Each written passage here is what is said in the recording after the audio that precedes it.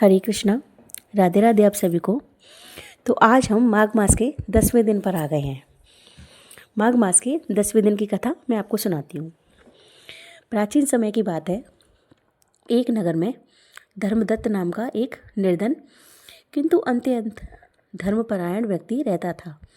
उसके पास धन नहीं था, पर मन में श्रद्धा और सेवा कूट कूट कर भरी हुई थी।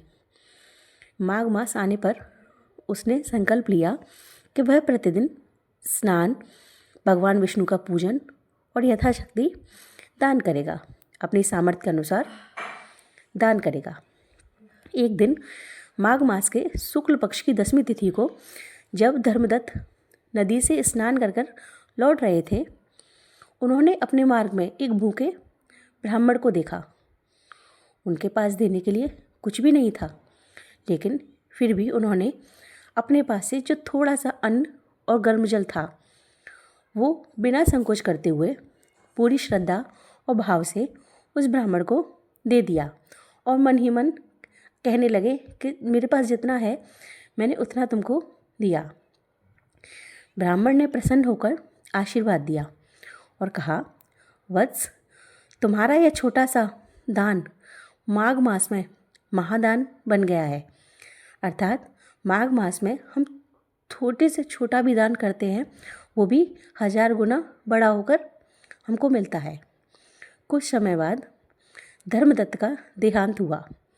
जब यमदूत उसे लेने के लिए आए, किंतु तभी विष्णु दूत प्रकट हुए।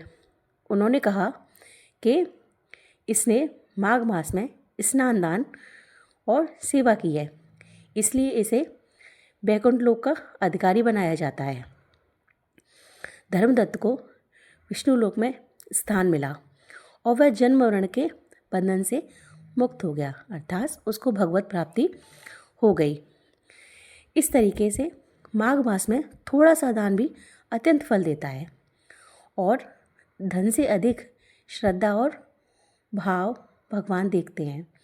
अगर हमारे पास धन नहीं है तो कोई बात नहीं, लेकिन हमारे मन में भगवान के लिए अटूट श्रद्धा और विश्वास होना चाहिए।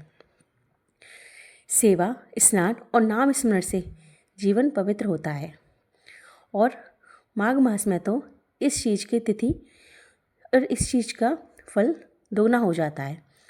जो भी व्यक्ति माघ मास में स्नान करता है तथा जो कुछ भी दान करता है और स्नान करके कुछ नियमों का संकल्प लेता है, तो उसको भगवान विष्णु की कृपा से पुण्य, सुख और मोक्ष की प्राप्ति होती है।